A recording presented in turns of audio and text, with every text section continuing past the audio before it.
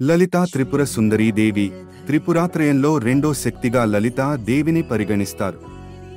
ఆ అమ్మవారు కామేశ్వర రూపంలో త్రిగుణాతీతమైన రూపంలో ప్రకాశిస్తూ ఉంటారు. హిందూ పురాణాల ప్రకారం లలితా త్రిపుర సుందరి దేవి శ్రీచక్రానికి అధిష్టాన దేవతగా ఉంటారు. మరికొన్ని ప్రాంతాల్లో స్కందమా రూపంలో అమ్మవారిని కొలుస్తారు. నిత్యం కాంతిని వెదజల్లుతూ ఓ చేతిలో పాసం, అంకుశం, చెరకు విల్లు, పూల బాణాలతో తనను కొలిచే భక్తులందరికీ అభయమిస్తారని పండితులు చెబుతారు. ఈ సందర్భంగా లలితా త్రిపుర సుందరీ దేవి ఎవరు? తను ఏ వాహనంపై స్వారీ చేస్తారు? ఏ రంగులంటే ఈ అమ్మవారికి ఇష్టమనే ఆసక్తికరమైన విశేషాలను ఇప్పుడు తెలుసుకుందాం. హిందూ పురాణాల ప్రకారం త్రిపుర సుందరి అంటే ముల్లోకాలను పాలించే దేవత అని అర్థం.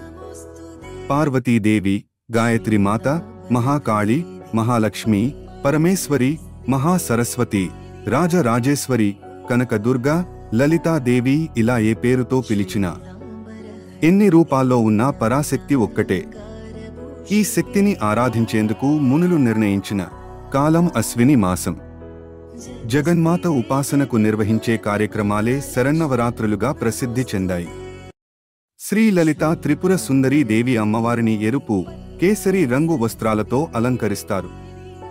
అమ్మవారికి దద్దోజనం, గారెలు నైవేద్యంగా సమర్పిస్తారు.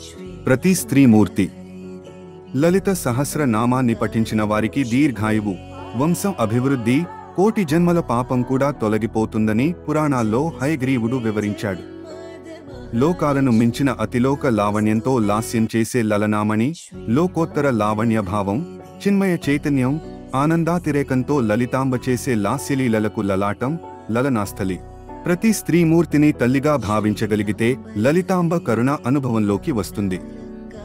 దేవీ భాగవతంలో నవరాత్రుల్లో దుర్గామాతను పూజిస్తే సకల పాపాలు తొలగిపోతాయని, అమ్మవారి ఆశీస్సులతో తమ జీవితంలో సుఖశాంతులు, సంపద, ఐశ్వర్యం లభిస్తాయని చాలా మంది నమ్ముతారు. దేవీ భాగవతంలో త్రిమూర్తుల కంటే పరాశక్తికి ఎక్కువ ప్రాధాన్యత ఇచ్చారు. లక్ష్మీ, సరస్వతీ దేవులు ఇరువైపులా ఉండి వింజామరలు వీస్తుండగా శ్రీచక్ర అధిష్టాన శక్తిగా కొలువు తీరుతుంది. తన చేతిలో ఉండే విల్లు, పాసం భక్తులకు వరాలిస్తుంది. త్రిపుర అంటే కొన్ని ప్రాంతాల్లో లలిత దేవిని పరాశక్తిగా భావించి ఖడ్గమాలను కూడా పూజిస్తారు.